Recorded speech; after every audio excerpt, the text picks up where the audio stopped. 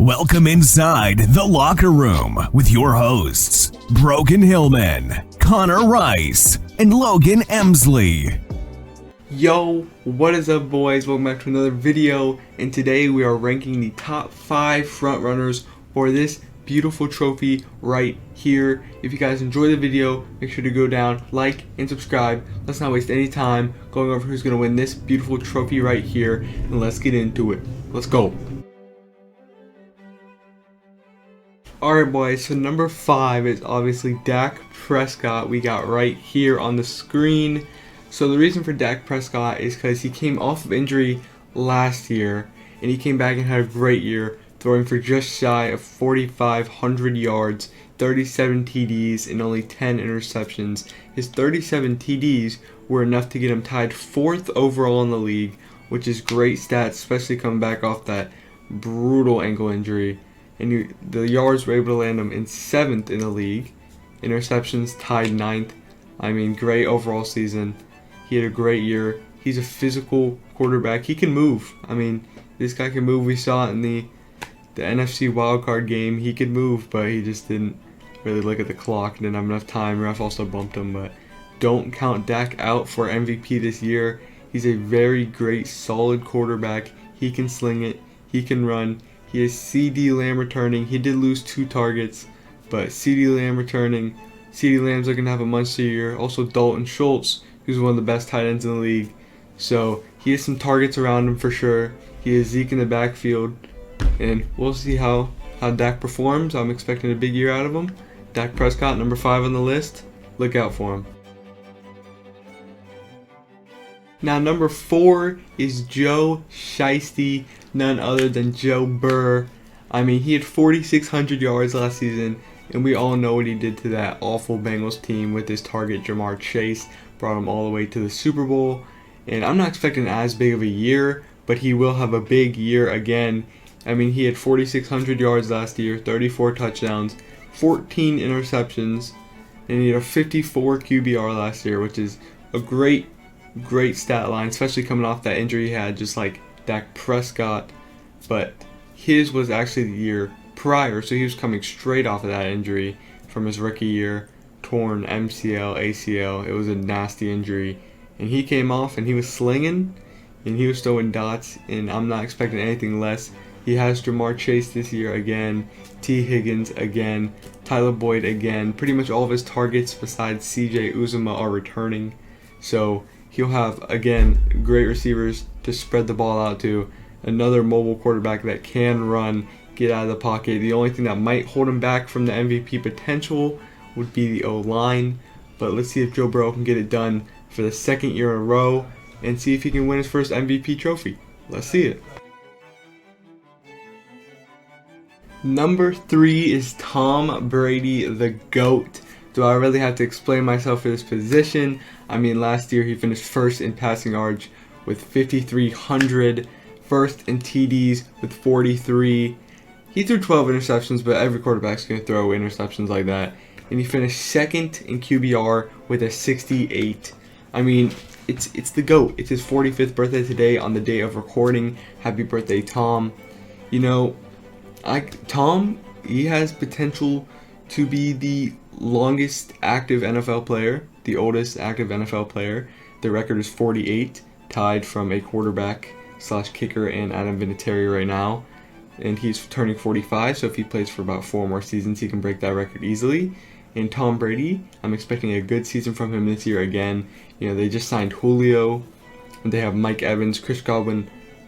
We're still not sure on his return, but he's definitely still on the roster. Russell Gage, who's expected to play a big role in this offense. He has Lenny behind him. I mean, this is a good Bucs team still. I would not count them out. They barely fell short against the Rams, almost completed that comeback. And I'm sure if they would have beat the Rams in that divisional round, they would have won the Super Bowl again. So Tom Brady, he's coming back for a revenge tour. And you know never to doubt Tom. I mean, he's about to come have a great season this year.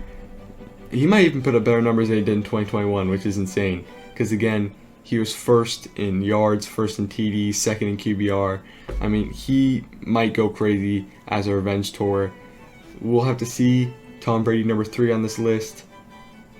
have yourself a year, Tom. I mean, have yourself a year. We're all rooting for you. Number 2 on this list is Justin Herbert. I mean, last year he was second in yards, right behind Tom Brady, third in TDs. He threw for 5,000, just over 5,000 yards, 38 touchdowns. I mean, he had 15 interceptions. Again, every quarterback's going to throw some interceptions. And he finished third in QBR with a 65.6. He just put up similar stat line to Tom Brady in his second year. Justin Herbert, I mean, he's crazy. I'm still kind of upset the Dolphins passed on him, but I'll save that for another time. Justin Herbert about to have himself a crazy year again, a third year going in. Again, Keenan Allen, Mike Williams, still got like Jalen Guyton on there, Josh Palmer. You got some targets on there. Austin Eckler in the backfield, who could be a receiving back as well. He's a really good receiving back. And Justin Herbert, again, is mobile, and that man has a cannon. So he is a very good candidate, very strong candidate. And I have a feeling he's going to put up a better stat line than he has last year. And his first 2 years in the NFL have just been electric. Rookie of the year in his rookie year. He's crazy. He's coming out, and he's looking third year, his best year yet in the NFL. I think we're gonna see his best year yet in the NFL. Justin Herbert, great player, and all around a great candidate for this MVP trophy. I wouldn't doubt it if he was holding up this trophy at the end of the year. We'll just have to see, but number 1 is coming up.